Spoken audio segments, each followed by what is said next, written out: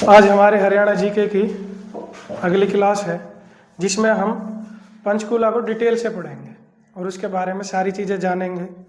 सबसे पहले किसी भी ज़िले को या फिर जगह के बारे में जब जानना होता है तो उसके बारे में हमें सारी चीज़ों के बारे में पता होना चाहिए कि उसकी भौगोलिक स्थिति क्या है, उसका नाम किस चीज़ के ऊपर पड़ा है, उसका उपनाम क्या है, उसकी तहसील, उप तहसील और वो किस मंडल में आता है, उसका इतिहास, ये सारी चीज़ों के बारे में हमें पता होना चाहिए। और आज हम अपनी इस क्लास में यही सारी चीज़ें पंचकूला के बारे में जानेंगे और इसके बारे में हर डिटेल जानेंगे, चाहे उसके पर्यटन स्थल की बात हो, धार्मिक स्थल की बात हो या उसके अलावा जितनी भी जो चीज़ें हैं उनके बारे में हम जानेंगे। तो आज हम सबसे पहले देखेंगे, जैसा कि अभी मैंने कहा कि हर चीज़ के पीछे कोई ना कोई लॉजिक जरूर होता है। जैसे आज हम पंचकूला पढ़ रहे हैं,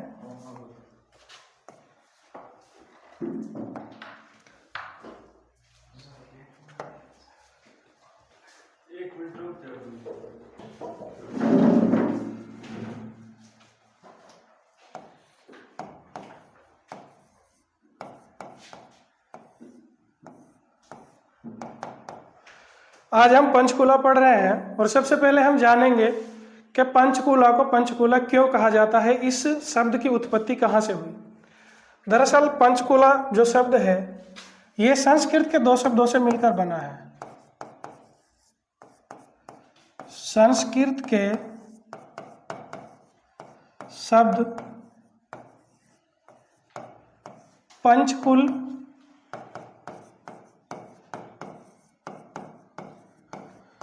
से इसकी उत्पत्ति हुई है। इसकी उत्पत्ति संस्कृत के दो शब्दों से मिलकर के बना है, पंच और कुल। पंचकुल से इसकी पंचकूला शब्द की उत्पत्ति हुई है और इसका अर्थ होता है, पंचकुल का अर्थ होता है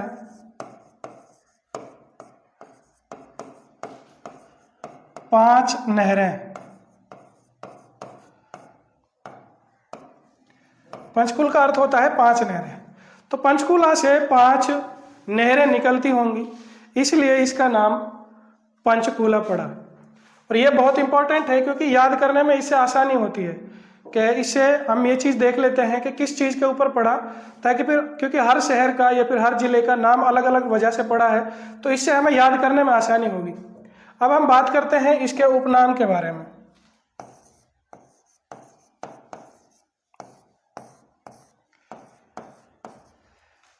इसके तीन उपनाम बताए जाते हैं, लेकिन एक ऐसा है कि अगर दूसरा डिस्ट्रिक्ट ऑप्शन में ना मिले, उसके बारे में भी हम बात करेंगे, तब पंचकूला होता है। एक तो इसको कहा जाता है ग्रीन सिटी। ग्रीन सिटी, अब हम बात करेंगे कि इसको ग्रीन सिटी क्यों कहा जाता है, क्योंकि 2021-22 के बजट में ये चीज़ सरकार ने इस चीज़ को ऑफिशियली कहा था कि हम पंचकूला को ग्रीन सिटी बनाएंगे, क्योंकि उन्होंने यह अनाउंसमेंट किया था कि पंचकूला में जितनी बिजली बनती है उसका 20% हम सोलर सिस्टम से निकालेंगे, जिससे प्रदूषण बहुत कम होगा। तो इस वजह से इसको ग्रीन सिटी कहा जाने लगा। उसके अलावा इसका जो दूसरा नाम है, इसको ट्राई सिटी भी बोलते हैं। अब ट्राई सिटी सिर्फ पंचकूला को ही नहीं बोल जाता, ट्राई सिटी में तीन बड़े बड़े सिटी हैं। ट्राई सिटी में तीन सिटी हैं, एक तो है पंचकूला, एक है चंडीगढ़ और एक है मोहाली। इन तीनों को मिलकर के ट्राई सिटी कहा जाता है। अब इनको ट्राई सिटी क्यों कहा जाता है? इनको ट्राई सिटी इसलिए कहा जाता है क्योंकि ये तीनों एक दूसरे से इस कदर मिले हुए हैं कि आप अगर इनमें जा रहे हैं तो कब आप पंचकूला से निकल करके चंडीगढ़ पहुंच जाएं, कब चंडीगढ़ से मोहाली पहुंच जाएं, तो इसके बारे में पता नहीं चलता है। तो इसलिए इनको ट्राई सिटी कहा जाता है। उसके अलावा पंचकूला को सैटेलाइट शहर,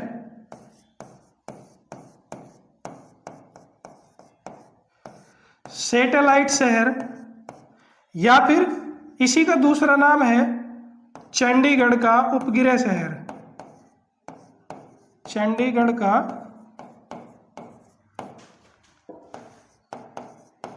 उपगिरह शहर। तो चाहे आप सैटेलाइट शहर कह लो या फिर चंडीगढ़ का उपगिरह शहर कह लो। और चंडीगढ़ का सैटेलाइट या उपगिरह शहर सिर्फ पंचकूला नहीं है, इसके दो हैं, दो सैटेलाइट शहर हैं, ये दो हैं। एक तो है पंचकूला और दूसरा है मोहाली। अब इनको सैटेलाइट शहर क्यों कहा जाता है? क्योंकि इन दोनों ने चंडीगढ़ को घेर रखा है दोनों साइड से। ये दोनों साइड हैं, तो इसलिए इनको इसका सैटेलाइट शहर कहा जाता है। हमने इस चीज़ में अभी तक हमने सिर्फ 2 पॉइंटों के ऊपर चर्चा की है। एक तो यह है कि पंचकूला का नाम पंचकूला क्यों पड़ा, इसको पंचकूला क्यों कहा जाता है? क्योंकि इस शब्द की जो उत्पत्ति है वो संस्कृत के शब्द पंचकुल से हुई है, इसलिए इसको, जिसका अर्थ होता है 5 नहरें, इसकी वजह से इसका नाम पंचकूला पड़ा। उसके अलावा हमने पंचकूला के उपनाम के बारे में चर्चा की कि इसके उपनाम क्या क्या है। तो इसके 3 नाम हैं, ग्रीन सिटी, ट्राई सिटी और सैटेलाइट शहर। इन तीनों के बारे में हमने चर्चा की कि आखिर ये तीन नाम इसके किस वजह से पड़े। अब इसके आगे हम देखते हैं, आप ये लिख सकते हैं, उसके आगे हम देखते हैं कि इसकी तहसील कौन कौन सी है।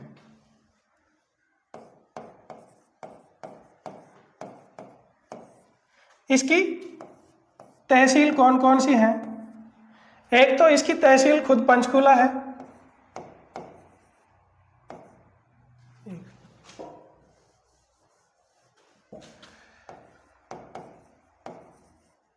पंचकूला है, एक मोरनी है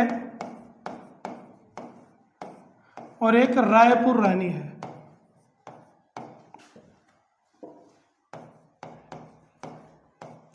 रायपुर रानी है, ये 3 इसकी तहसील है। उसके अलावा अब हम इसकी उप तहसील देखते हैं।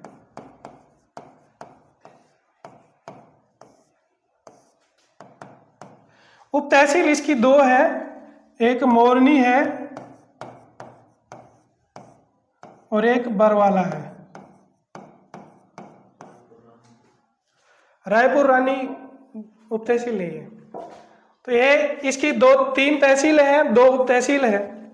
अब हम इसके क्षेत्रफल के बारे में बात करते हैं कि इसका क्षेत्रफल कितना है। इसका जो क्षेत्रफल है वो 898 वर्ग किलोमीटर है। अब हम इसके साथ एक चीज और देखते हैं कि जो पंचकूला है ये हरियाणा का दूसरा सबसे छोटा जिला है। दूसरा सबसे छोटा जिला है। यह दूसरा सबसे छोटा जिला है। अगर हमसे पूछ लिया जाए कि हरियाणा का सबसे छोटा जिला कौन सा है तो उसके बारे में भी हम बात कर देते हैं, लिख देते हैं, आप याद रखिएगा। हरियाणा का सबसे छोटा जिला फरीदाबाद है। फरीदाबाद है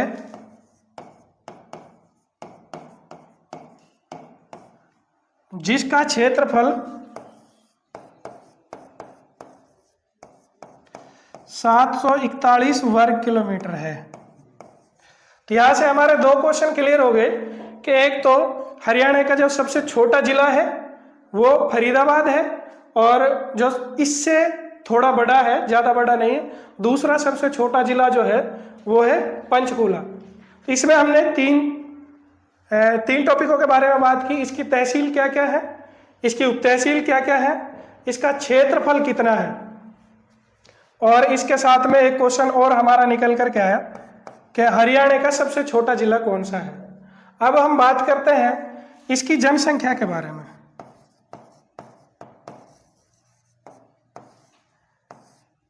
इसकी जो जनसंख्या है वो लगभग 5,61,000 के अप्रोक्सीमेट है, थोड़ा बहुत ऊपर नीचे है, इतनी इसकी जनसंख्या है।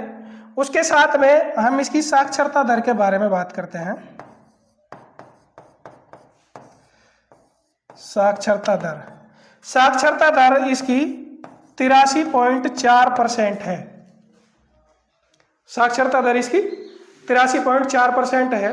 इसके साथ में हम एक और चीज डिस्कस करते हैं यहाँ पर कि अगर हमसे पूछा जाए कि हरियाणा का वह जिला बताइए जिसकी सबसे ज्यादा साक्षरता दर है, तो साक्षरता दर सबसे ज्यादा है गुरुग्राम की, और सबसे कम अगर पूछ ली जाए ये सबसे ज्यादा है, और अगर सबसे कम पूछ ली जाए तो वो है नुह मेवात की, सबसे कम।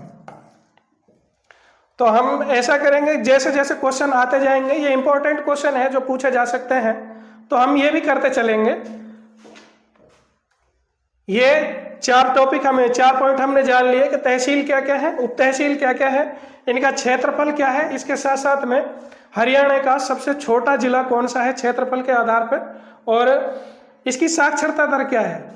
ये जो जिला है फरीदाबाद, इसकी एक और खास बात है, वो ये है कि ये जिला तो एरिया के हिसाब से सबसे छोटा है, लेकिन ये शहर सबसे बड़ा है, और यहाँ का जो जनसंख्या घनत्व है वो भी हरियाणा में सबसे ज्यादा है।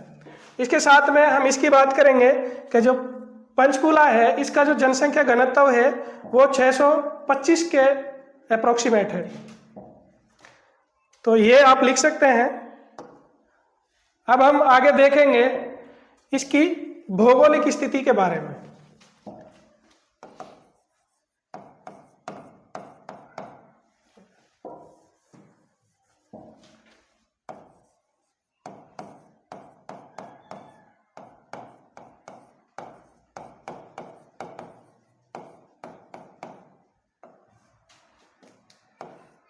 क्या चक्कर है, हम देखेंगे इसकी भौगोलिक स्थिति के बारे में कि इसकी भौगोलिक स्थिति क्या है, ये कहाँ पड़ता है और किस जिले से कट करके अलग हुआ है, उसके अलावा यहाँ पर मिट्टी किस प्रकार की पाई जाती है, ये सारी चीज हम इसमें जानने की कोशिश करेंगे।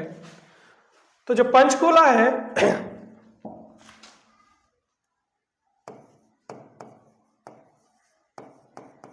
पंचकूला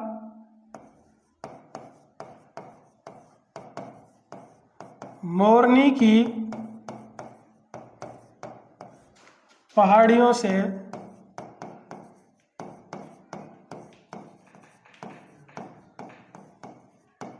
घिरा हुआ है। पंचकूला जो है वो मोरनी की पहाड़ियों से घिरा हुआ है। और यहाँ पर एक चीज और है कि हरियाणा की, इसी से रिलेटेड एक क्वेश्चन है, अगर हमसे पूछ लिया जाए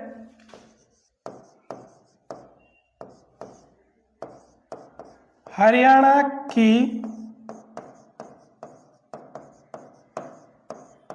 सबसे ऊंची पहाड़ी,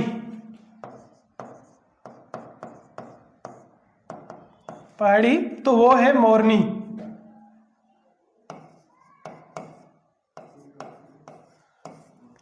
वो है मोरनी। अगर हरियाणा की सबसे ऊंची पहाड़ी पूछ ली जाए तो वो है मोरनी। इसी के साथ में एक क्वेश्चन और बनता है कि अगर हमसे पूछ लिया जाए हरियाणा की सबसे ऊंची चोटी, तो वो है करोह, जिसकी जो ऊंचाई है वो 15-14 मीटर है। ये चीज हमें याद रखनी है कि हरियाणा की सबसे ऊंची जो हिल्स है, जो पहाड़ी है हरियाणा की सबसे ऊंची है, वो है मोरनी हिल्स, और हरियाणा की सबसे ऊंची चोटी करोह है, करोह। इसके साथ में जब पहाड़ी की बात हम कर ही रहे हैं तो यहां से एक क्वेश्चन और निकल करके आता है, वो ये है कि क्या पंचकूला में कोई हिल स्टेशन है? कोई हिल स्टेशन है? हिल स्टेशन तो पंचकुला में सिर्फ एक ही हिल स्टेशन है, और पंचकुला में ही नहीं, हरियाणा में ही सिर्फ एक हिल स्टेशन है, और वो है मोरनी हिल स्टेशन।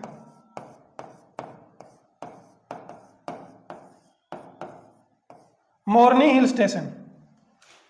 यहां पर हम एक चीज और देखेंगे कि इसकी भौगोलिक स्थिति में अगर वन की बात की जाए, हरियाणा में सबसे अधिक जो वन है जिसने सबसे अधिक क्षेत्रफल घेर रखा है, तो वो पंचकुला का है।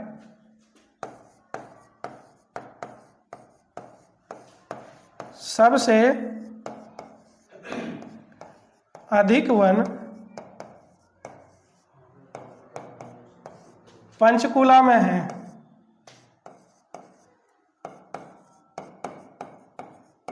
जिसने पंचकुला का लगभग 43.54% हिस्सा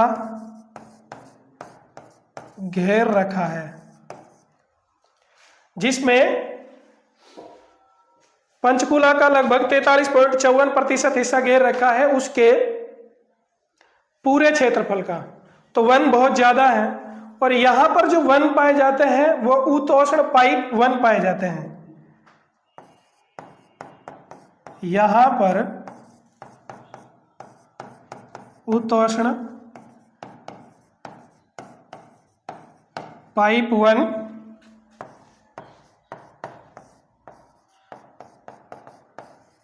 पाए जाते हैं।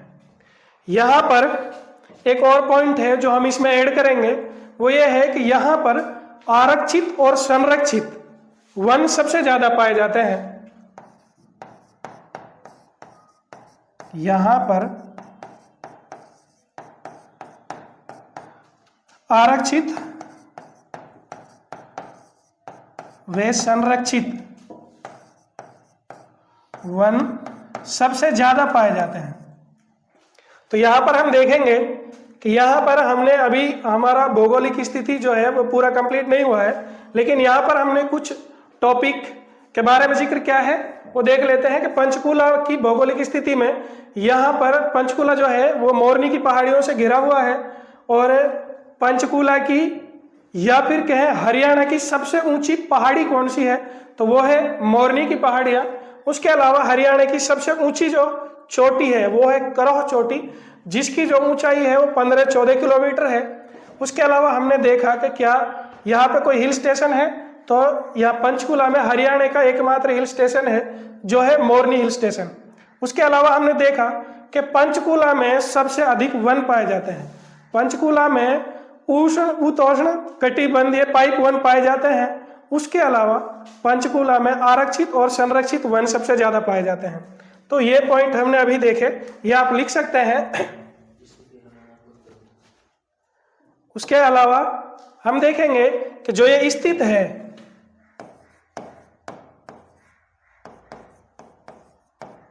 ये हरियाणा के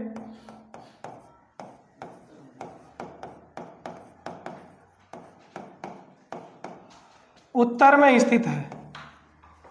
ये हरियाणा के उत्तर में स्थित है, और ये हरियाणा के सिर्फ एक जिले को टच करता है, जिससे कट करके बना है, उसी के बारे में हम बात करेंगे।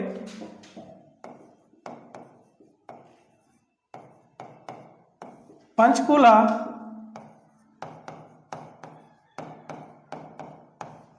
हरियाणा के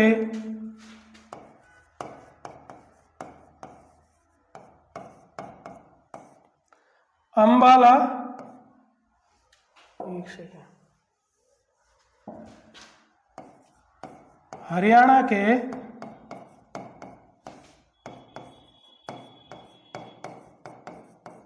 अंबाला जिले से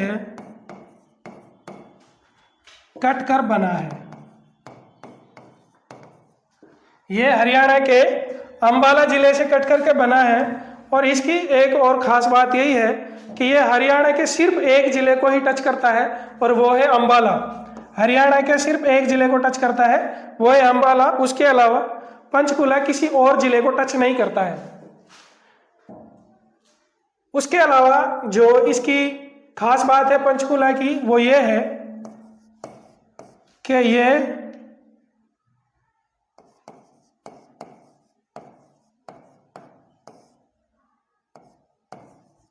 हिमाचल प्रदेश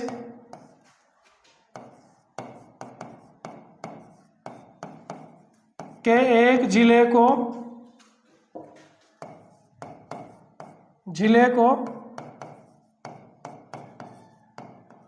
तथा पंजाब के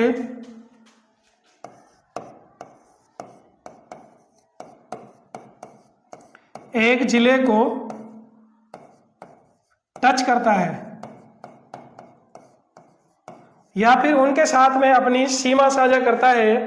और उसके अलावा एक और खास बात है वो है कि ये यूटी चंडीगढ़, क्या नाम, हिमाचल प्रदेश का जो जिला है वो है सिलोन। सिलोन है हिमाचल प्रदेश का तथा पंजाब का है मोहाली। पंजाब का मोहाली जिला है जिसको टच करता है। उसके अलावा ये एक यूटी यूनियन टेरिटरी चंडीगढ़ को भी टच करता है या फिर चंडीगढ़ के साथ भी अपनी सीमा साझा करता है। अब ये अकेला ऐसा एक जिला है हरियाणा का जो 2 राज्यों के साथ भी अपनी सीमा बनाता है और एक यूनियन टेरिटरी के साथ भी अपनी सीमा बनाता है। उसके अलावा ऐसा कुछ नहीं है। इसमें हमने एक चीज़ और देखी कि ये हरियाणा के उत्तर में स्थित है और ये अंबाला जिले से कट करके बना हुआ है।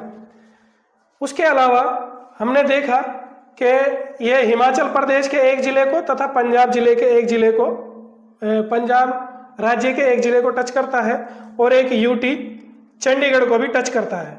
ये इसके बारे में हमने जान लिया। अब हम देखेंगे इसकी जो मिट्टी है, यहाँ पे जो मिट्टी है वो किस प्रकार की पाई जाती है।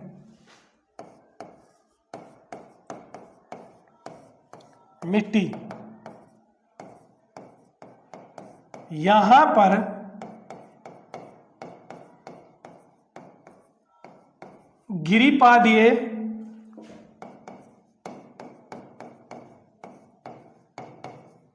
मिट्टी पाई जाती है। गिरिपादीय मिट्टी पाई जाती है और इस गिरिपादीय मिट्टी के 2 उपनाम भी हैं। एक तो है घर और दूसरा इसको कंदी के नाम से भी जाना जाता है। कंदी गिरिपादीय मिट्टी पंचकुला में पाई जाती है। उसके अलावा इस गिरिपादीय मिट्टी के 2 उपनाम भी हैं। यहां पे लिख देता हूं मैं। उपनाम गिरिपादीय मिट्टी के 2 उपनाम भी हैं और वो है, एक तो घर है और एक कंधी। ये हमने देख लिया। उसके बाद में हम देखेंगे कि यहाँ पर सर्वाधिक उत्पादन क्या हो। जब हम मिट्टी की बात कर रहे हैं तो हम ये भी बात करेंगे कि मिट्टी से हम फसल उगाते हैं। तो उसी से एक क्वेश्चन और निकल कर आता है कि यहाँ पर फसल कौन कौन सी उगाई जाती है। तो हम बात करते हैं, सबसे पहले हम बात करेंगे कि यहाँ पर सर्वाधिक फसल कौन कौन सी उगाई जाती है।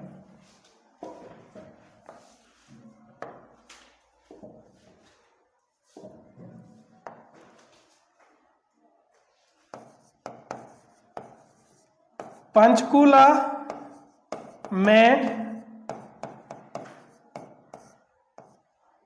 उगाई जाने वाली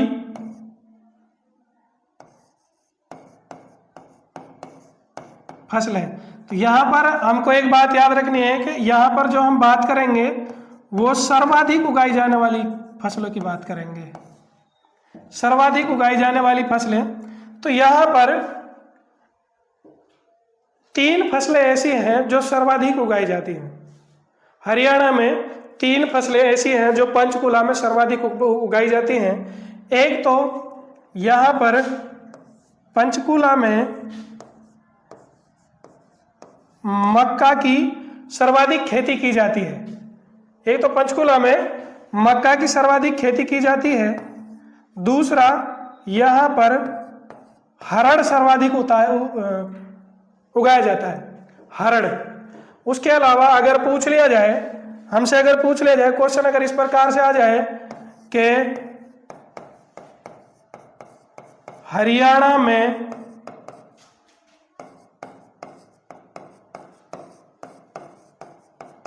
सबसे अधिक,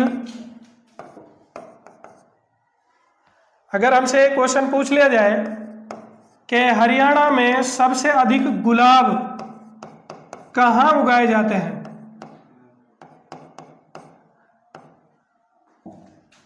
उगाए जाते हैं, तो वो भी पंचकुला है,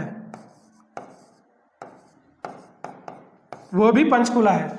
तो इस तरह से हरियाणा में सर्वाधिक उगाई जाने वाली 3 फसलों के बारे में हमने बात की है। लेकिन अगर यहीं पे क्वेश्चन अगर थोड़ा सा एग्जामिनर घुमा देता है कि भारत में सर्वाधिक, अगर हमसे क्वेश्चन पूछ लिया जाए कि भारत में सबसे अधिक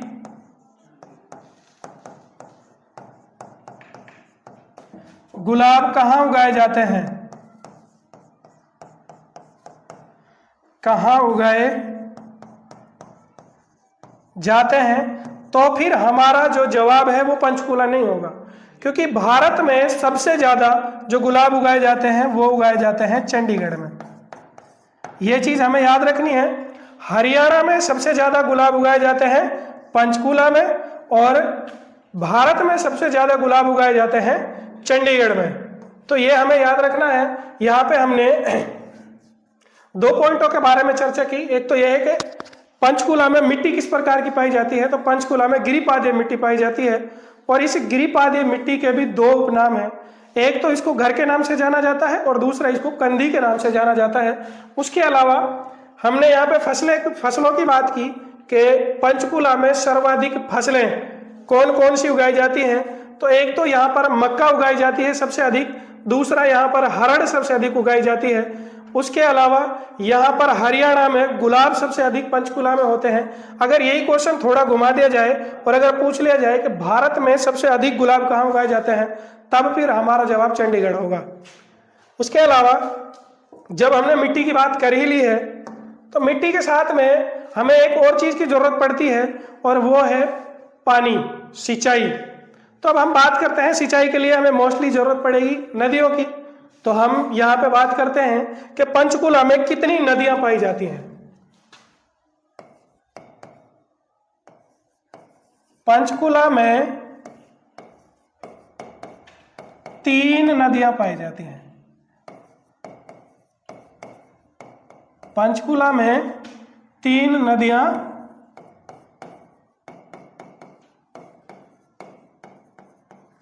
पाई जाती हैं।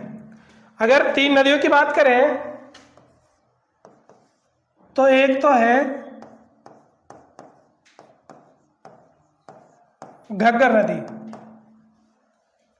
एक तो है घग्गर नदी जो कालका के करीब से पंचकुला में प्रवेश करती है। यह बात हमें याद रखनी है। घग्गर नदी कालका के करीब से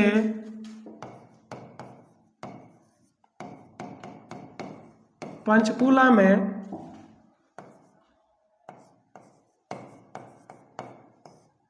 प्रवेश करती है। तो घग्गर नदी, यह हमें याद रखना है कि घग्गर जो नदी है वो कालका के करीब से पंचकुला में प्रवेश करती है। उसके अलावा जो अगली नदी है वो है टांगरी नदी।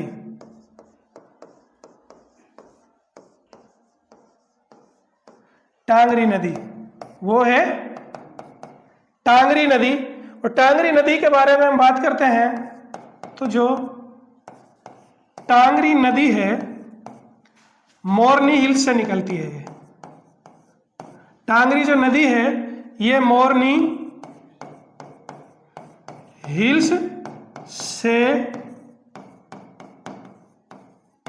निकलती है और आगे जाकर के ये मारकंडा नदी में मिल जाती है। तो ये टांगरी नदी के बारे में याद रखना है।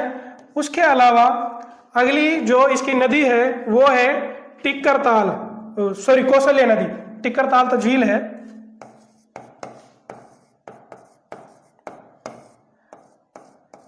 अगली जो है वो है कौशल्या नदी।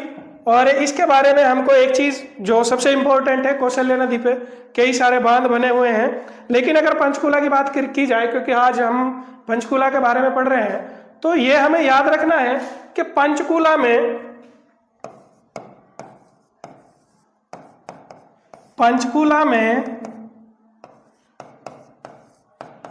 कौशल्या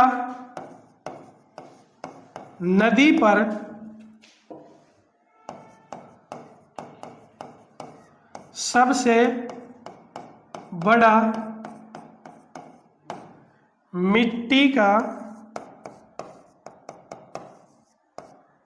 सबसे बड़ा मिट्टी का बांध बनाया गया है। और ये पंचकूला में पिंजौर में, ये पिंजौर में है। तो ये चीज हमें याद रखनी है कि कौशल्या नदी पर पिंजौर में, जो कि पंचकूला में है, उस पर सबसे बड़ा मिट्टी का बांध बनाया गया है। और अगर हमसे क्वेश्चन पूछ लिया जाए कि यह बांध कब बनाया गया था, तो हमको याद रखना है कि ये जो बांध है, ये बांध 2008 से 2012 के बीच में बनाया गया है। तो यहां पर हमने नदियों के बारे में बात की कि पंचकूला में कौन कौन सी नदियां हैं। तो उससे हमें ये चीजें आई कि पंचकूला की 3 नदियां हैं। एक तो है घग्गर नदी, एक है टांगरी नदी, एक है कौशल्या नदी।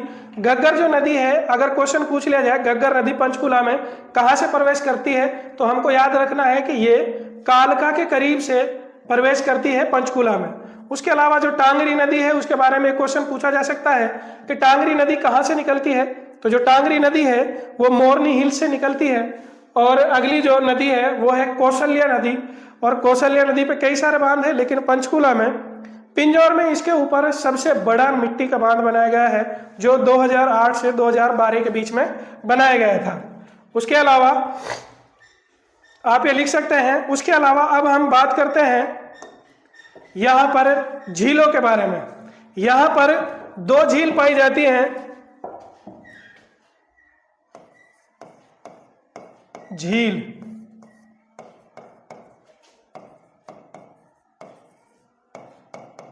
पंचकूला में 2 झीलें हैं। बात करें तो एक झील है टिक्करताल,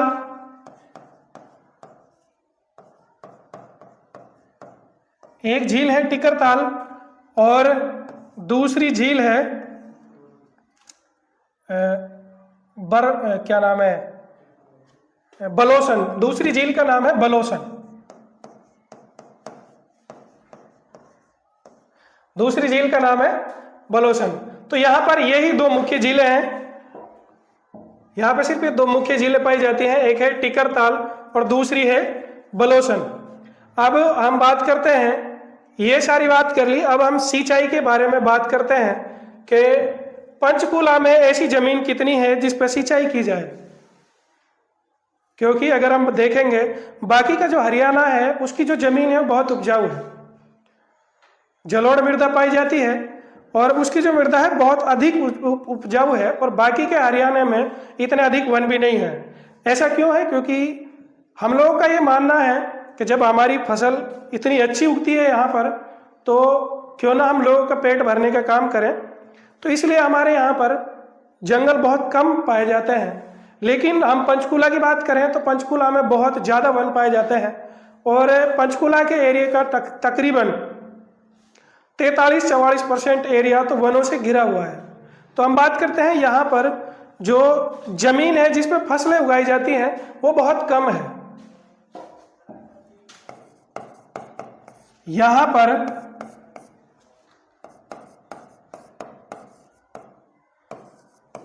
सिंचाई या फिर कहें तो खेती करने लायक जमीन,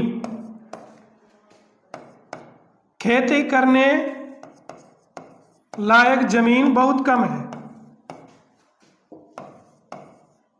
खेती करने लायक जमीन कम है, इसलिए हम देखेंगे कि यहाँ पर गेहूं बहुत थोड़ा उगाया जाता है।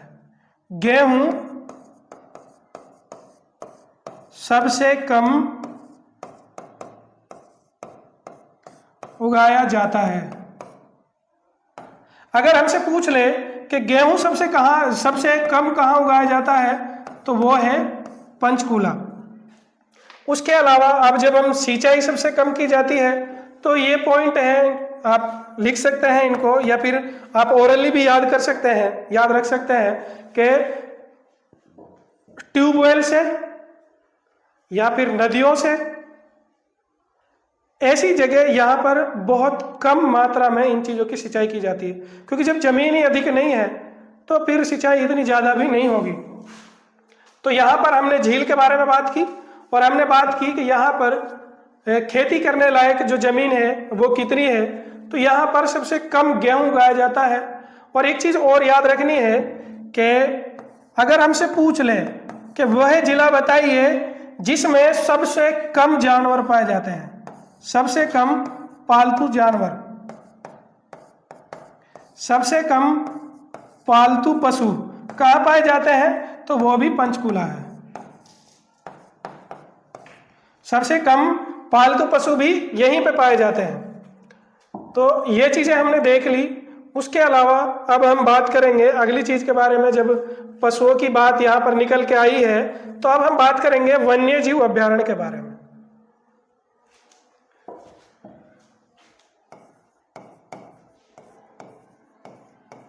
वन्य जीव अभ्यारण्य, तो यहाँ पर 2 वन्य जीव अभ्यारण्य पाए जाते हैं। एक वीर शिकारगढ़ है, एक है वीर शिकारगढ़ और दूसरा है खोल ही रेतान। वीर शिकारगढ़ को 1987 में बनाया गया था और एक है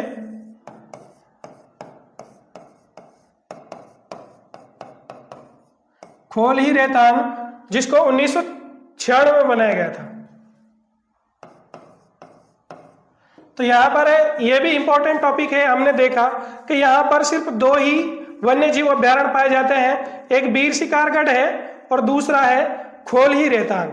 सिर्फ यही है जो यहाँ पे पाए जाते हैं, 2 वन्य जीव अभ्यारण्य हैं। वैसे अगर हमसे पूछ लिया जाए कि हरियाणा में टोटल वन्य जीव अभ्यारण्य कितने हैं, तो हमें याद रखना है कि हरियाणा में टोटल 8 वन्य जीव अभ्यारण्य हैं और जिनमें से 2 वन्य जीव अभ्यारण्य हमें पंचकूला में देखने को मिलेंगे। ये हमें कहाँ देखने को मिलेंगे? पंचकूला में। बाकी जो 6 है वो बाकी और सारे जिलों में 6 है, 2 अकेले पंचकूला में है। उसके बारे में इसके आगे अब हम देखेंगे कि इतिहास में पंचकूला का क्या रोल रहा है। क्योंकि अगर हम देखें कि हमें हड़प्पा सभ्यता के जो अवशेष मिलते हैं वो राखीगढ़ी से मिलते हैं जो कि हरियाणा में है, तो ये हम गर्व से कह सकते हैं कि ये बहुत पहले से है और यहाँ पर इतिहास के बहुत सारी चीज़ें, बहुत सारे संक्षेप मिलते हैं। इसलिए हम देखेंगे कि इसके इतिहास में अब हम देखेंगे कि इतिहास में यहाँ पर क्या क्या मिलता है। एक तो हम सबसे पहले देखेंगे कि पुरापाषाण काल में,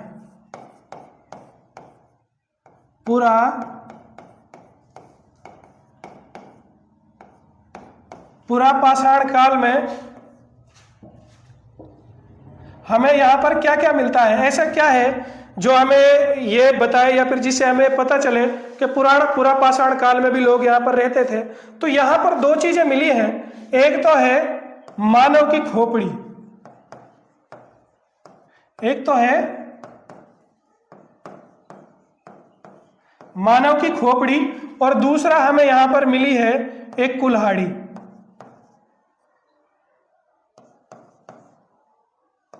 दूसरा यहां पर हमें मिली है एक कुल्हाड़ी जो पूरा पाषाण काल की है और इसको तकरीबन 1.5 करोड़ साल पुराना बताया गया है। इसको तकरीबन 1.5 करोड़ साल पुराना बताया गया है। तो हमें ये चीज याद रखनी है कि ऐसा नहीं है कि ये नई चीजें यहाँ पर हैं। हमारे यहाँ पर पंचकूला में पूरा पाषाण काल की भी चीजें मिलती हैं। एक मानव की खोपड़ी मिली है और दूसरा कुल्हाड़ी मिली है। उसके अलावा अगर हम बात करें तो यहाँ पर नवपाषाण काल के भी अवशेष मिलते हैं। हम बात करें तो यहाँ से पुरापाषाण काल के अवशेष भी हमें मिलते हैं और नवपाषाण काल के अवशेष भी हमें मिलते हैं। उसके अलावा हम एक और चीज देखें, यहां पर पांडवों के आने के अवशेष भी मिलते हैं। पांडवों के आने के अवशेष भी मिलते हैं। अब पांडवों के आने के अवशेष कैसे मिलते हैं, क्योंकि हम इसके बारे में बात करेंगे जब पांडव वनवास काट रहे थे। जब पांडव वनवास काट रहे थे, उन्होंने राजकाज को त्याग दिया था, तो वह पंचपुरा में आकर के रुके थे। कहां पर आकर के रुके थे? पंचपुरा में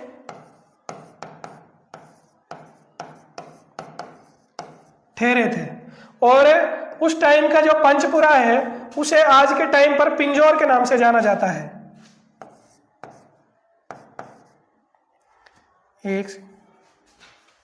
अगर हम बात करें आज पंचपुरा को पिंजौर के नाम से जाना जाता है। इसको पिंजौर के नाम, पंचपुरा को ही पिंजौर के नाम से जाना जाता है।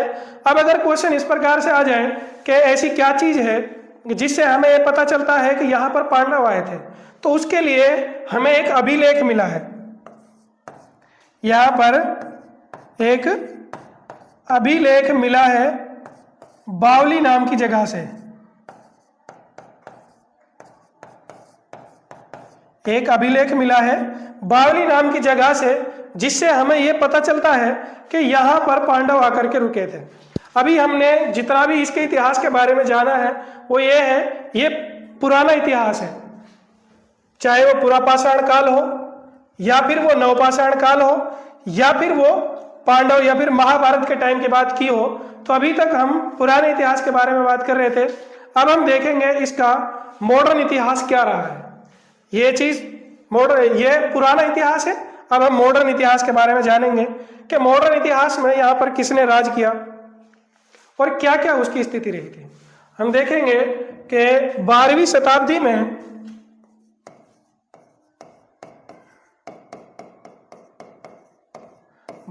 शताब्दी में यहां पर चौहानों का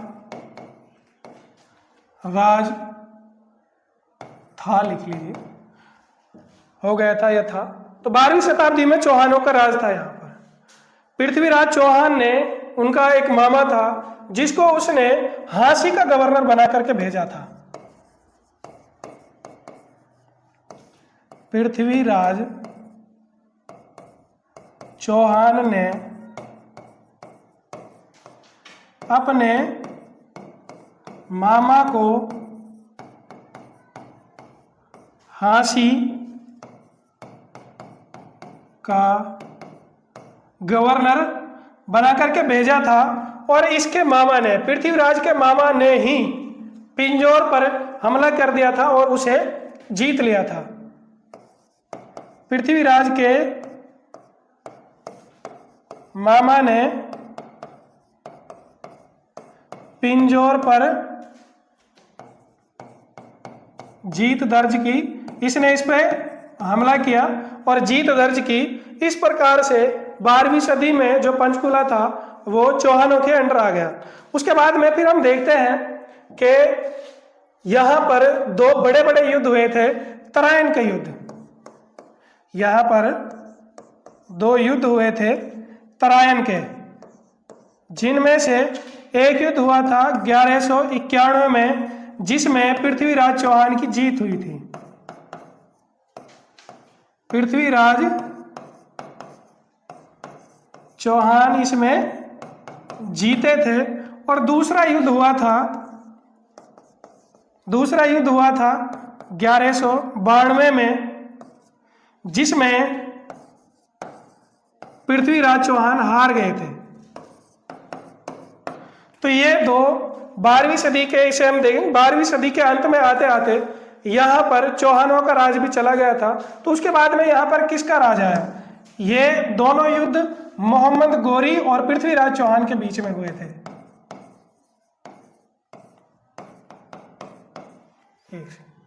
तो ये जो दोनों युद्ध थे वो मोहम्मद गोरी और पृथ्वीराज चौहान के बीच में हुए थे, लेकिन 1192 वाला युद्ध मोहम्मद गोरी जीत गया था। इस प्रकार से 12वीं सदी के अंत में पंचकुला में चौहानों के राज का समापन होता है और मोहम्मद गोरी राज स्टार्ट हो जाता है। तो यहाँ पर बारी चौहानों के बाद में मोहम्मद गोरी ने राज किया। अब उसके बाद भी फिर सल्तनत युग चालू हो जाता है और फिर उसमें रजिया सुल्तान वगैरह, उसके बारे में हिस्ट्री की क्लासेस जब लगेंगी उसके बारे में पूरा डिटेल से बता दिया जाएगा। लेकिन आगे चल करके जो इम्पोर्टेंट क्वेश्चन है वो पूछा जा सकता है कि ऐसे पहले मुगल शासक का नाम बताइए जिसने पंचकुला पर राज किया था। तो पंचकुला पे राज ना ही तो बाबर ने किया था, ना ही हुमायूं ने किया था। बाबर का बेटा हुमायूं और हुमायूं का लड़का अकबर ने पंचकुला पर राज किया था। तो यहाँ पे याद रखने की बात यह है, पहला मुगल शासक जिसने पंचकुला पर राज किया वो कोई और नहीं था, वो था अकबर। ये याद रखना है कि पहला मुगल शासक जिसने पंचकुला पर राज किया था वो था अकबर।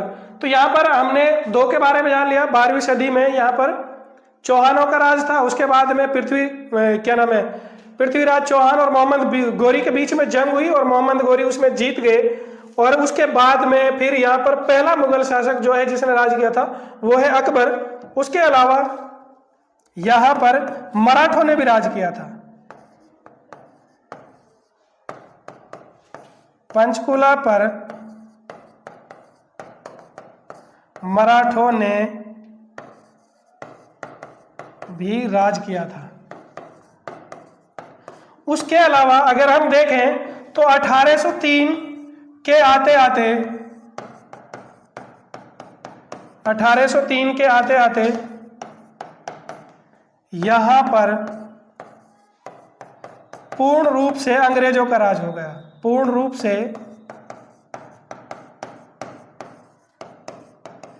अंग्रेजों का राज हो गया।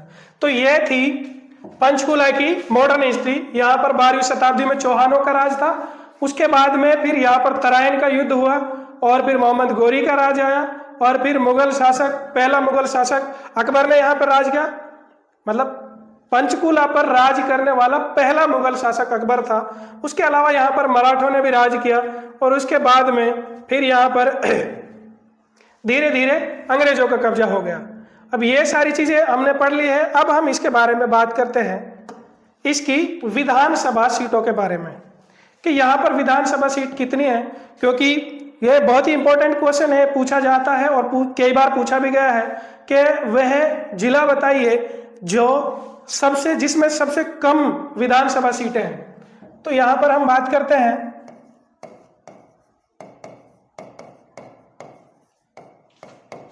विधानसभा सीट के बारे में। तो यहां पर दो ही विधानसभा सीट है, एक तो खुद पंचकुला है और दूसरा है कालका।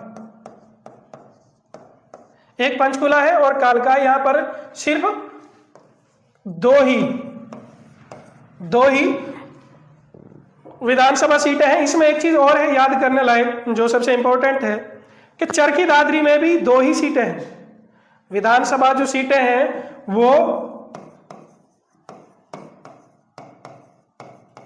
चरखी दादरी में भी सिर्फ दो हैं, लेकिन ये याद रखना है कि HSC जो मानती है वो है पंचकुला। लेकिन अगर क्वेश्चन आ जाए कि सबसे कम सीटें किस जिले में है, तो ऐसा हो नहीं सकता कि दोनों आएंगे, इनमें से कोई सा एक आएगा। अगर पंचकुला आए तो आप पंचकुला लगा देना और पंचकुला ना आए तो फिर चरखी दादरी है, क्योंकि चरखी दादरी में भी दो ही विधानसभा सीटें हैं। जब इसके बारे में बात की गई है तो फिर यहां से एक और इंपॉर्टेंट क्वेश्चन निकल करके आता है, जो ये है कि हरियाणा का सबसे ऊंचा मतदान केंद्र कहां है? मतदान केंद्र, तो हरियाणा का जो सबसे ऊंचा मतदान केंद्र है वो पंचकुला में ही है और वो एक गांव है और गांव का नाम है दामन। पंचकुला का एक गांव है और उस गांव का नाम है, सॉरी दामन नहीं है, धामण है, उसका नाम है धामण। तो ये बहुत इंपॉर्टेंट क्वेश्चन है कि यहां पर अभी तक हमने ये दो चीजें डिस्कस की हैं कि यहां पर विधानसभा सीटें कितनी हैं, और ये चीज याद रखनी है कि पंचकुला में और चरखी दादरी में दोनों में बराबर ही सीटें हैं, लेकिन HSC अभी तक पंचकुला मानता आया है। ये ऑप्शन के ऊपर डिपेंड करेगा, जब आप पेपर में बैठेंगे कि जिस प्रकार का ऑप्शन आएगा आप उसी हिसाब से आंसर टिक करिएगा। और उसके अलावा जो सबसे इंपॉर्टेंट क्वेश्चन है कि हरियाणा का सबसे ऊंचा मतदान केंद्र कहाँ है, तो वह पंचकुला में है और धामण गांव में है, ये याद रखना है। उसके अलावा अब हम बात कर लेते हैं कि यहाँ पर हम देखेंगे कि हरियाणा के बहुत सारे मुख्यालय ऐसे हैं जो पंचकुला में है, इसलिए पंचकुला को प्रशासनिक राजधानी भी कहा जाता है। अब हम देखेंगे कि पंचकुला में कितने प्रशासन क्या मुख्यालय हैं, कितने मुख्यालय हैं, उनके बारे में ज्यादा से ज्यादा के बारे में जानने की हम कोशिश करेंगे। तो सबसे पहले यहां पर है हरियाणा ग्रंथ अकादमी। यहां पर सबसे पहले अगर हम बात करें हरियाणा ग्रंथ अकादमी, हरियाणा ग्रंथ अकादमी ये 1970 में बना था। हरियाणा ग्रंथ अकादमी, अगर इसकी स्थापना पूछी जाए तो स्थापना इसकी हुई थी 1870 में, सॉरी इसकी स्थापना हुई थी क्या नाम 1970 में, 1870 नहीं 1970 में इसकी स्थापना हुई थी। और अगर पूछ लिया जाए कि इसका अध्यक्ष कौन होता है, अगर पूछ लिया जाए कि इसका अध्यक्ष कौन है, तो यह हमें याद रखना है कि इसका अध्यक्ष CM होता है। उसके अलावा इससे जो और एक क्वेश्चन आ सकता है वो ये है कि इसकी मासिक पत्रिका का क्या नाम है। मासिक पत्रिका, तो इसका नाम है सप्तबंधु। इसकी मासिक पत्रिका का नाम है मासिक पत्रिका है इसकी, एक सप्तबंधु। इसकी मासिक पत्रिका का नाम है सप्तबंधु। और अगर इसका मुख्यालय पूछ लिया जाए, मुख्यालय, तो मुख्यालय इसका पंचकुला में है, क्योंकि हम पंचकुला ही पढ़ रहे हैं, लेकिन फिर भी याद रखने के लिए लिख देते हैं। उसके अलावा अगर हम दूसरे नंबर की बात की जाए, यहाँ पे क्या नाम है, दूसरे नंबर की जो मुख्यालय है वो किसका है, तो यहाँ पर हरियाणा साहित्यिक अकादमी,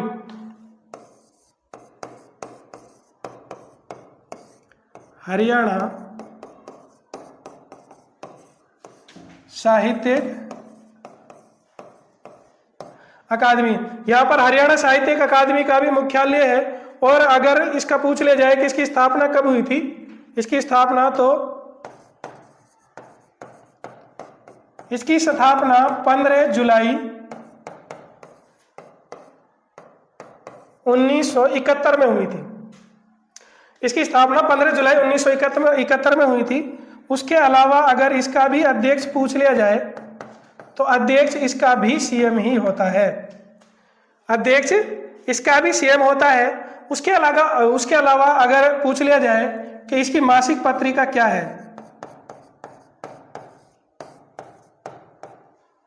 अगर पूछ लिया जाए, हमसे क्वेश्चन पूछा जा सकता है,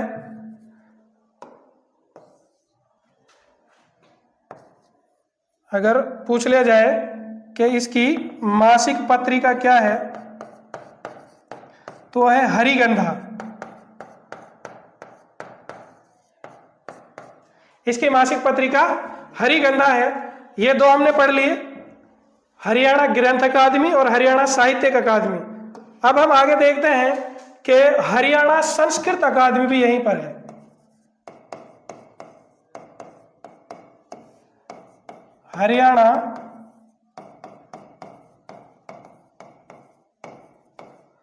हरियाणा संस्कृत अकादमी भी यहीं पर है। और अगर इसकी पूछ ली जाए कि इसकी स्थापना कब हुई थी, तो इसकी स्थापना 2002 में हुई थी। और अगर पूछ लिया जाए कि इसका अध्यक्ष कौन होता है, तो अध्यक्ष इसका भी सीएम ही होता है।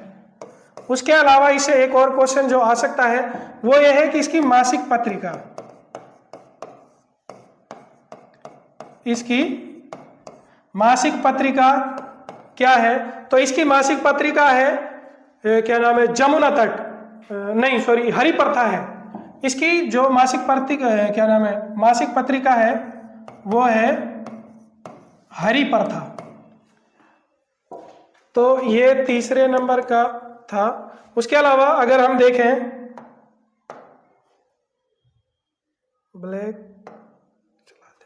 उसके अलावा अगर हम देखें कि यहाँ पर और कौन सा है, तो यहाँ पर क्या नाम है, हरियाणा उर्दू अकादमी भी यहीं पर है।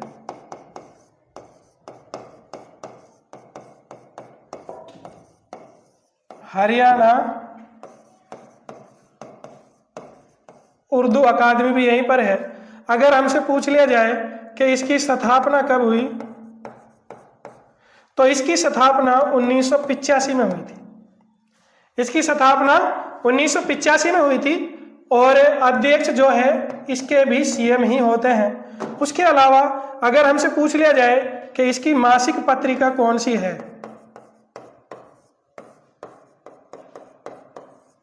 मासिक पत्रिका, तो वो है जमुना तट। जमुना तट इसकी मासिक पत्रिका है, जमुना तट। उसके अलावा पंजाबी, हरियाणा पंजाबी साहित्यिक अकादमी, हरियाणा पंजाबी साहित्यिक अकादमी, तो वो भी पंचकुला में ही है। अगर पूछ रहे जाए इसका, अभी तक जिनकी हम बात कर रहे हैं, हम बात कर रहे हैं इनके मुख्यालय की। तो ये जो सारी चीजें हैं, इनके जो मुख्यालय हैं वो सब के सब पंचकुला में है। उसके अलावा अगर हम आगे बात करें तो हमारी सबकी फेवरेट HSSC, इसका जो मुख्यालय है ये भी पंचकुला में ही है। और इसकी स्थापना अगर हमसे पूछ ली जाए तो इसकी स्थापना हुई थी 28 जनवरी 1970 को। 28 जनवरी 1970। HPSC है जिसकी 66 में हुई थी। तो अभी तक हम 7 पढ़ चुके हैं और इनके बारे में, अकादमीज के बारे में हमने जाना कि इनके अध्यक्ष कौन है, इनकी मासिक पत्रिका का नाम क्या है, ये सारी चीजें हमने जान ली हैं। और HSC इसकी स्थापना कब हुई थी। उसके अलावा अब हम आगे देखेंगे कि यहाँ पर एक और है HPSC,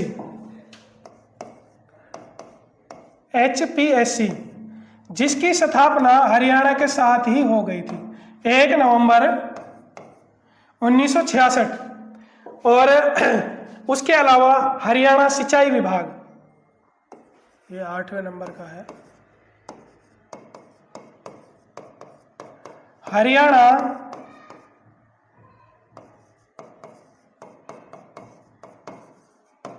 सिंचाई विभाग का भी अगर मुख्यालय पूछे तो वो भी पंचकुला में है। हरियाणा सिंचाई विभाग का भी मुख्यालय पंचकुला में है। उसके अलावा हरियाणा आवास बोर्ड, इसकी अगर पूछे तो यह भी पंचकुला में है। उसके अलावा हरियाणा प्रदूषण मुख्यालय, उसके अलावा हरियाणा प्रदूषण का जो मुख्यालय है वो भी पंचकुला में है। ये सारे के सारे पंचकुला में है। बाहर चलो बेटा थोड़ी देर, जा बाहर लग रहा हूँ, आ जाएगी, खुद आ जाएगी, ले जाएगी। तो हमने देखा कि अब तक हम, या बंद करेंगे, अब तक हम 11 मुख्यालय पढ़ चुके हैं। और तो हमने देखा यहाँ पर अब तक हम 11 मुख्यालय पढ़ चुके हैं और उम्मीद है इसके बाद कोई बचा नहीं होगा, बचा होगा तो कोई 1-2 होगा। उसके अलावा अब हम आगे देखेंगे इसके पर्यटन स्थल। अब हम बात करेंगे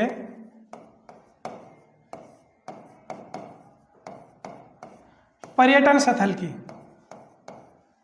तो यहाँ पर जो सबसे मशहूर है वो है गार्डन, जिसको 3 नामों से जाना जाता है। एक गार्डन है जिसको 3 नामों से जाना जाता है। एक तो उसका नाम है मुगल गार्डन, मुगल गार्डन। दूसरा इसी को यादवेंद्र गार्डन भी कहते हैं, यादवेंद्र गार्डन। और एक इसको पिंजौर गार्डन भी कहते हैं, पिंजौर गार्डन भी कहते हैं। अब इन सब के पीछे कोई ना कोई एक कहानी है जिसकी वजह से अलग अलग टाइम पे इनके 3 नाम पड़े हैं। अब मुगल गार्डन इसको क्यों कहा जाता है, क्योंकि औरंगजेब का एक चचेरा भाई था जिसका नाम था फिदाई खां, जिसका नाम था फिदाई खां। इसने इसका निर्माण करवाया था, इसका निर्माण करवाया था फिदाई खां ने 1600 कुछ में। उसके अलावा ये पिंजौर में है इसलिए इसको पिंजौर गार्डन कहते हैं। ये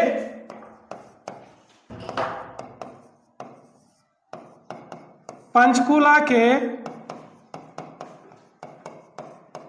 पिंजौर में स्थित है। यह पंचकुला के पिंजौर में स्थित है इसलिए इसको पिंजौर गार्डन के नाम से भी जाना जाता है। और यादवेंद्र पटियाला का एक राजा था, पटियाला का राजा, जिसने इसका विनिर्माण करवाया था, जिसने इसका विनिर्माण करवाया था, इसलिए इसको 3 नामों से जाना जाने लगा। उसके अलावा अगला जब हम देखेंगे तो यहां पर है क्या नाम है, इसके एक और उपाधि भी है, इसे उत्तर भारत का नंदनवन कहा जाता है। इसे उत्तर भारत का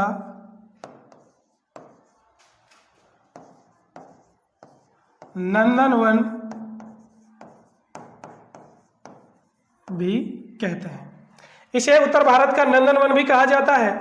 उसके अलावा यहां पर हम देखेंगे कि एक रेड बिशप पर्यटन स्थल भी है। क्या नाम है उसका? रेड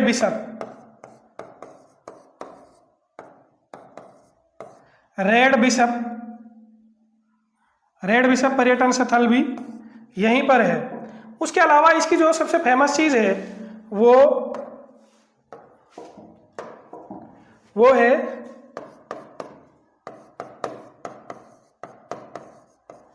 एशिया का सबसे बड़ा कैक्टस गार्डन। एशिया का सबसे बड़ा कैक्टस गार्डन भी पंचकुला में है। एशिया का सबसे बड़ा कैक्टस गार्डन भी पंचकुला में है और इस गार्डन में लगभग 3500 से प्लस कैक्टस की प्रजातियां पाई जाती हैं। यहां पर 3500 से भी प्लस कैक्टस की प्रजातियां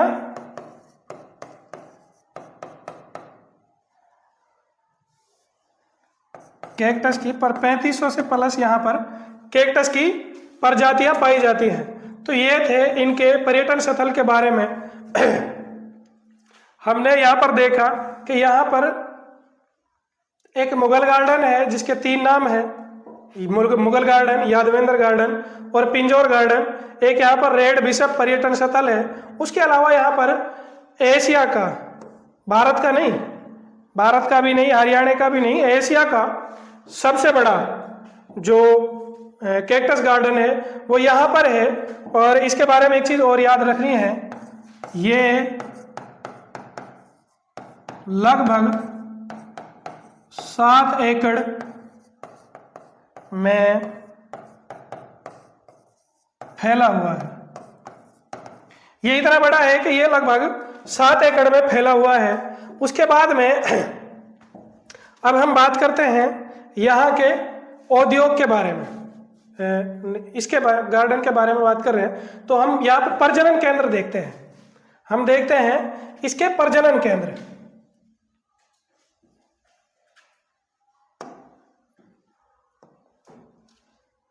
हम देखते हैं इसके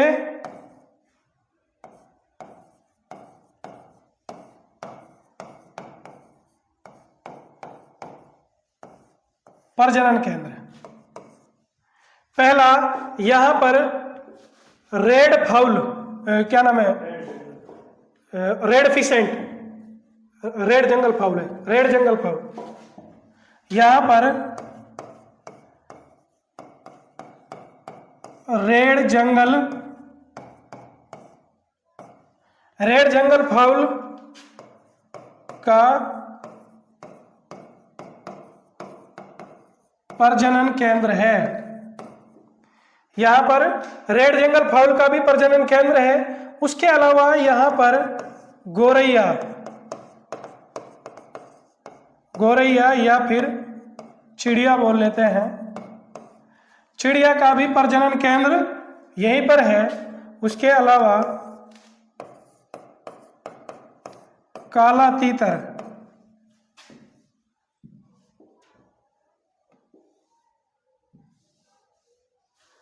उसके अलावा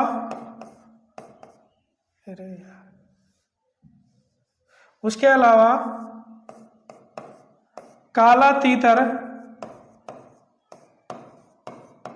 प्रजनन केंद्र और उसके अलावा गिद्ध प्रजनन केंद्र।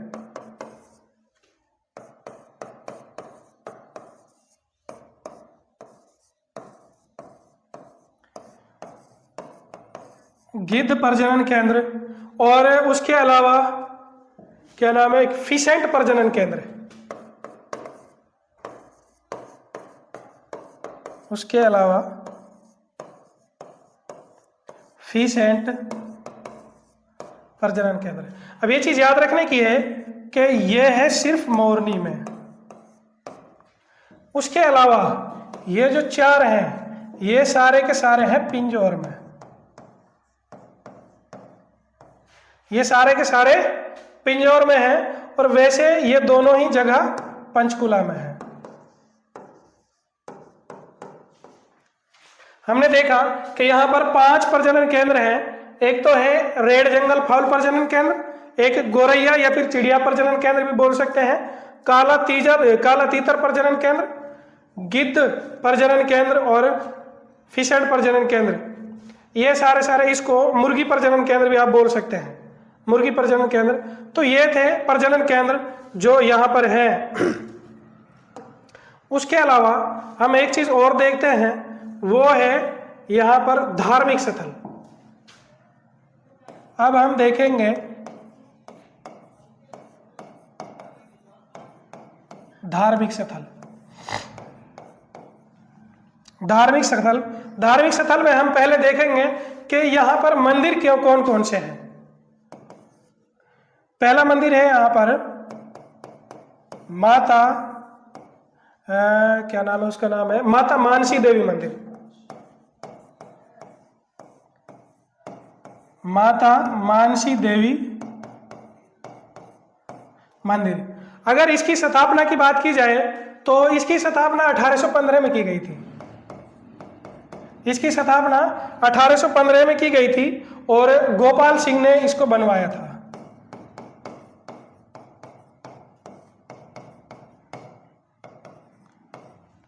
माता मानसी देवी के मंदिर को 1815 में बनाया गया था और गोपाल सिंह ने इसको बनवाया था।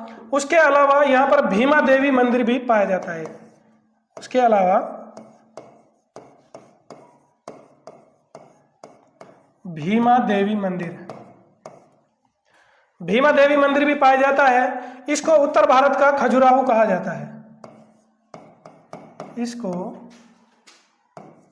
उत्तर भारत का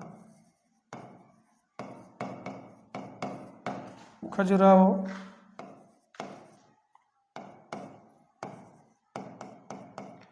कहा जाता है। अब इसको उत्तर भारत का खजुराहो क्यों कहा जाता है? क्योंकि कुछ और मंदिर हैं जिनका क्या नाम है, जिनसे इसकी शैली मिलती है। जैसे भुवनेश्वर में है पंचायतन शैली, इनकी शैली है जिनसे बनाए गए हैं, इसलिए इसको उत्तर भारत का खजुराहो कहा जाएगा। उसके अलावा यहाँ पर एक और मंदिर भी है, काली माता का मंदिर।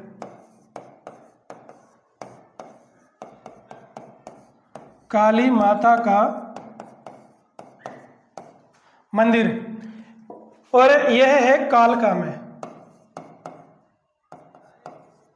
यह है कालका में। एक चीज और है जो यहां पर याद रखनी है, वो है कि कालका को हिमाचल प्रदेश का क्या नाम है, प्रवेश द्वार भी कहते हैं। कालका को हिमाचल प्रदेश का प्रवेश द्वार भी कहते हैं। उसके अलावा यहां पर एक और मंदिर है, वो है पटियाला मंदिर।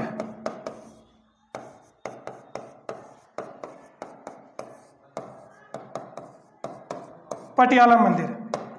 तो ये हमने बात की, यहां पर कुल 4 मंदिर हैं और माता मानसी देवी का मंदिर जो 1815 में बनाया था गोपाल सिंह ने। उसके अलावा भीमा देवी मंदिर, इसे उत्तर भारत का खजुराहो कहा जाता है और वो इसकी शैली की वजह से है। उसके अलावा काली माता का मंदिर जो कालका में है। और ये चीज आपको याद रखनी है कि जो कालका है इसको उत्तर क्या नाम है, हिमाचल प्रदेश का प्रदेश द्वार भी कहते हैं, प्रवेश द्वार भी कहते हैं। उसके अलावा यहाँ पर पटियाला मंदिर भी है। अब हम बात करते हैं गुरुद्वारे की। तो यहाँ पर एक गुरुद्वारा भी है जिसको नाड़ा साहिब गुरुद्वारे के नाम से जाना जाता है। गुरुद्वारा, हाँ नाड़ा साहिब, यहाँ पर गुरुद्वारा है, उसको नाड़ा साहिब गुरुद्वारे के नाम से जाना जाता है, नाड़ा साहिब। और यह है घग्गर नदी के तट पर स्थित है। ये घग्गर नदी के तट पर स्थित है और ये क्या नाम है, सिखों के 10वें गुरु गुरु गोविंद सिंह जी को समर्पित है।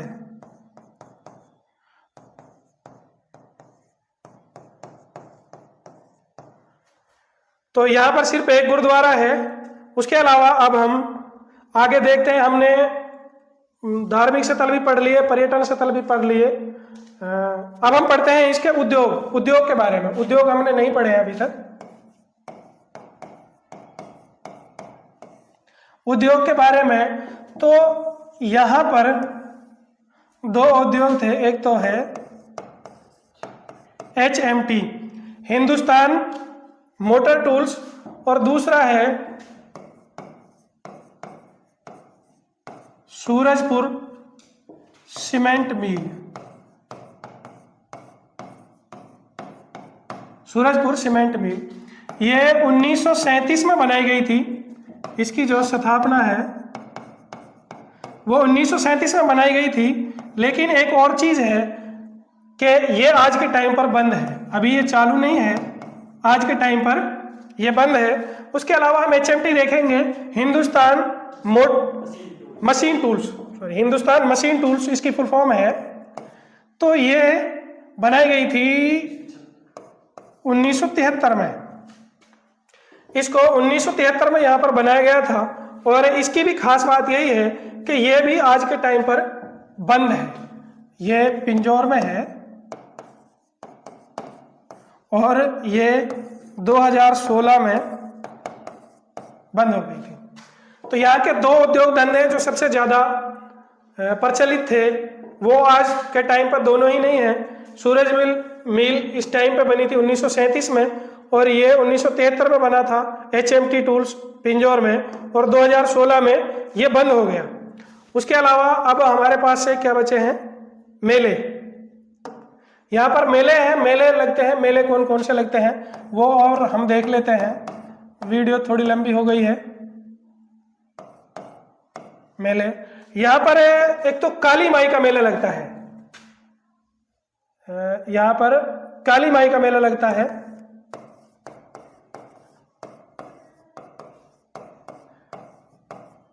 काली माई का मेला लगता है।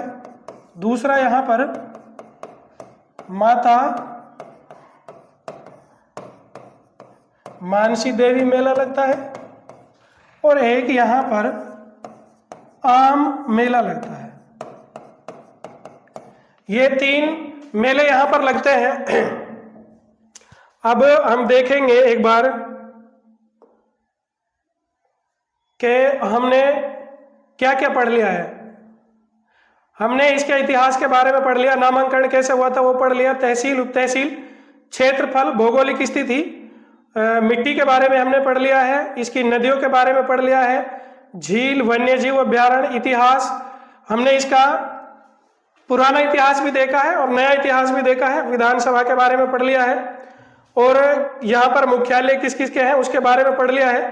पर्यटन स्थल पढ़ लिया है, प्रजनन केंद्र पढ़ लिया है, धार्मिक स्थल पढ़ लिया है, उद्योग पढ़ लिया है और मेले पढ़ लिए हैं। आई थिंक इसके अलावा गुरुद्वारे वगैरह सारा कुछ पढ़ लिया है। इसके अलावा इसमें कुछ बचा नहीं है।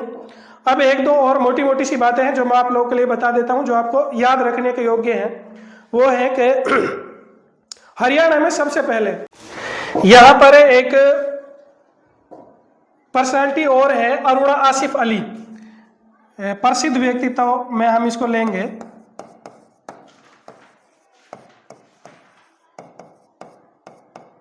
प्रसिद्ध व्यक्तित्व, हम इसको प्रसिद्ध व्यक्तित्व में लेंगे, अरुणा आसिफ अली।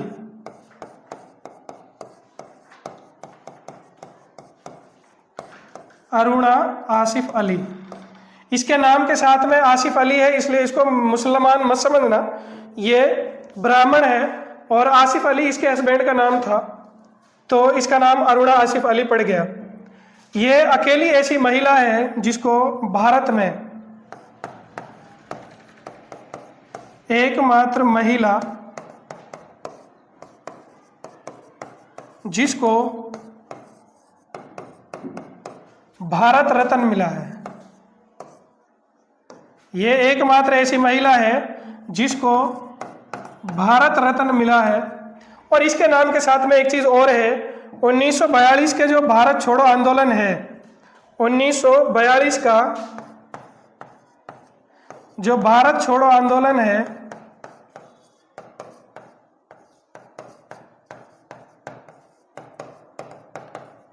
है, उसमें इसने बिल्कुल भूमिगत होकर के काम किया था और इसको हीरोइन ऑफ 1942 क्या फिर भारत छोड़ो आंदोलन का भी अवार्ड दिया गया था। इसको इसका हीरोइन माना गया। बाइक एम्बुलेंस की जो सेवा है वो क्या नाम है, पंचकुला में स्टार्ट की गई थी सबसे पहले। उसके अलावा पंचकुला में एक स्टेडियम भी है, मैदान ताऊ देवीलाल के नाम से, और हरियाणा में ताऊ देवीलाल के नाम से 2 स्टेडियम हैं, एक पंचकुला में है और दूसरा गुड़गांव में है। उसके अलावा जो पंचकुला है वो अकेला ऐसा जिला है जिसके गांव में 24 घंटे के लिए लाइट अवेलेबल है। 24 घंटे लाइट अवेलेबल है ऐसा जिला सिर्फ पंचकुला है, जिसके ग्रामीण इलाकों में लाइट अवेलेबल है। उसके अलावा पंचकुला में शहर सबसे कम है, शहरों की जनसंख्या सबसे कम है, वहां पर गांव की जनसंख्या सबसे कम है। आई थिंक आज की जो वीडियो है इसके अलावा एग्जाम में और कोई क्वेश्चन आई थिंक पूछा नहीं जाएगा, इसलिए आप इसको ध्यान से देखें। और हमारे चैनल पर बाकी की चीज़ों की भी वीडियो डाली जा रही है, मैथ, रीजनिंग, इंग्लिश, हिंदी और हरियाणा जीके, और कुछ टाइम में हिस्ट्री की क्लासेस भी स्टार्ट हो जाएंगी। इसलिए आप बने रहिए, जुड़े रहिए हमारे साथ और अपने एग्जाम की तैयारी अच्छे से करते रहिए और हमारी वीडियो को लाइक, शेयर और चैनल को सब्सक्राइब करते रहिए। आपको हमारा कंटेंट कैसा लगा कमेंट करके ज़रूर बताएं। Thank you.